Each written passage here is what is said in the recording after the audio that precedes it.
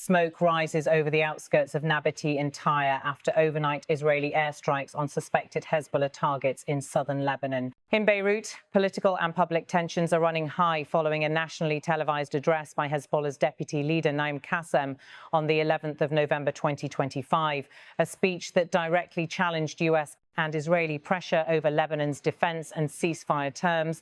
Speaking on Al-Manar television, the station affiliated with Hezbollah, Qassem accused the United States of exerting heavy pressure on Lebanon to make what he described as concessions without guarantees.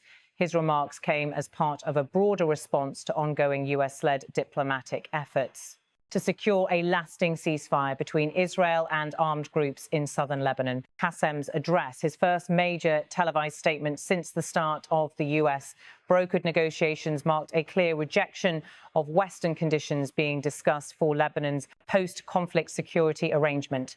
The Hezbollah official framed his remarks as a direct warning to both Washington and Jerusalem that his movement would not agree to any disarmament or compromise that weakened Lebanon's defensive capacity. In his opening statement, Qassem said America, via Israel, wants to end Lebanon's resistance capabilities and arm the military only to the extent that it can confront Hezbollah.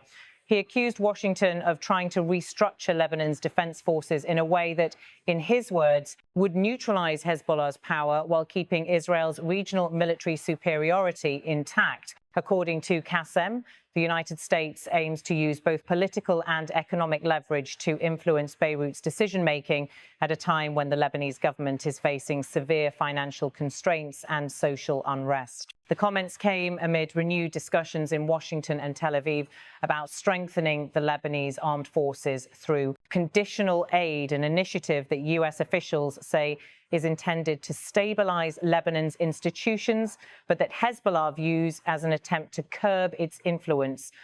Qassem went on to suggest that the United States and its regional allies were unhappy with elements of the emerging ceasefire proposal, particularly those that could be interpreted as diplomatic gains for Beirut. He stated they are exerting pressure because they believe the ceasefire agreement gives Lebanon gains, and that if Israel withdraws from Lebanon under this agreement, Lebanon will still possess leverage to defend itself and its dignity. The Hezbollah leader's remarks refer to ongoing mediation efforts by Washington, Doha, and Paris, efforts that have sought to formalize a ceasefire framework addressing cross-border attacks, prisoner exchanges, and disputed territorial zones such as the Sheba Farms and the Kfar Shoba Hills. Lebanese officials, including Prime Minister Najib Mikati, have said publicly that they are willing to negotiate, but only within the framework of United Nations Resolution 1701, which calls for a cessation of hostilities and the withdrawal of Israeli forces from Lebanese territory. Throughout his address, Qassem accused the United States of enabling what he described as Israel's continued aggression against Lebanon, both militarily and politically. He alleged that Israeli air superiority has turned the entire country into a zone of occupation, even without ground forces crossing the border. In his words, they are pressuring the government to make concessions without compensation or guarantees, and by inciting internal strife, while granting Israel complete freedom to remain an occupier and attack as it pleases. And in truth, Israel now occupies all of Lebanon with its air power and aggression, and under American auspices. The remarks were broadcast as Israeli aircraft continued to conduct sorties over southern Lebanon. Lebanese security sources reported at least 4 air incursions near Tyre and Marjayoun within 24 hours of Qassem's speech. Israel's military said the flights were part of preventive surveillance operations in response to recent rocket launches from Hezbollah-controlled areas. No casualties were reported, but the activity underscored the ongoing volatility along the Blue Line, the UN demarcated border that separates Lebanon from Israel. Qassem's speech also addressed what he described as Israel's long-term ambitions to dominate Lebanon's political and economic landscape.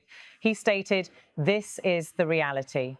Israel does not want to withdraw because it wants to control Lebanon politically, economically, socially, financially, and geographically.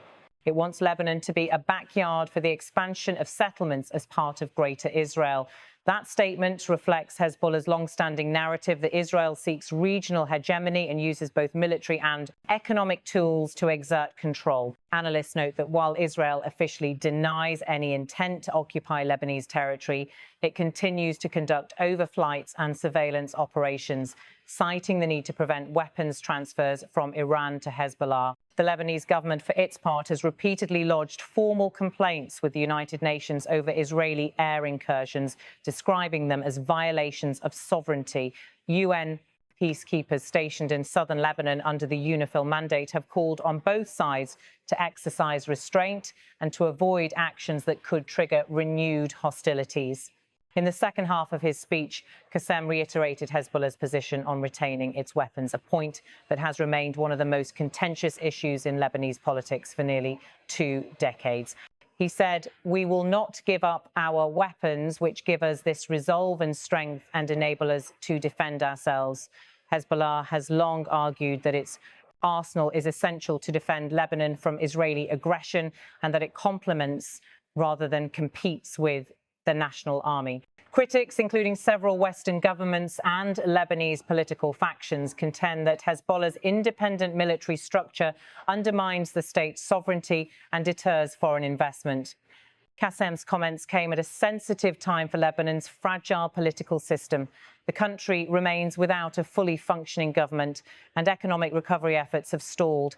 Inflation has exceeded 200% in some sectors, and the national currency continues to lose value against the dollar.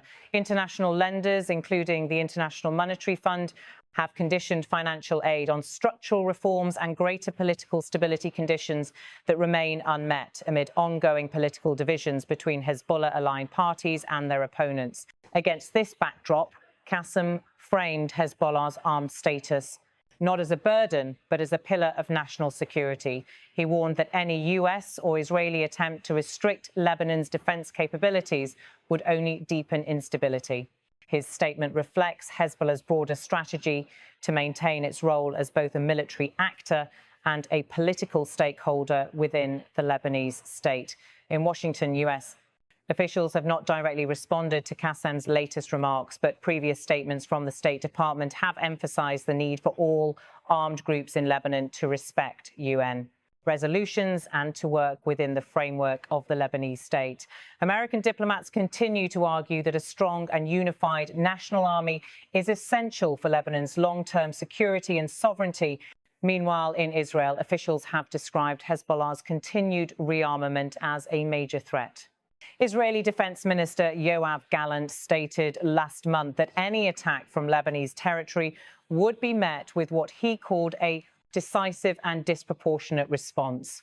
Israeli intelligence assessments indicate that Hezbollah currently holds tens of thousands of short and medium-range rockets, many supplied or financed by Iran, a claim the group has not denied. International observers say the latest rhetoric from both sides underscores the fragility of the ongoing ceasefire negotiations. Diplomats involved in the talks, including US envoy Amos Hochstein, have sought to separate the issue of border demarcation from the broader political and military disagreements, hoping to prevent localized incidents from escalating into full-scale conflict. Despite these efforts, skirmishes along the border continue. Lebanese media have reported periodic artillery fire near Qiyam and Aitaroun, while Israeli defense sources say their radar systems regularly detect drone activity originating from Lebanese airspace. Qassem's speech, therefore, is seen not only as a domestic message, but also as a signal to international mediators that Hezbollah will not accept external dictates regarding its disarmament or Lebanon's sovereignty. The group continues to insist that any durable peace must include an end to Israeli overflights, a withdrawal from all disputed territories, and a framework guaranteeing Lebanon's right to self-defense. As of mid-November 2025, no formal ceasefire document has been signed. Talks in Doha and Paris have produced draft proposals, but key differences remain unresolved.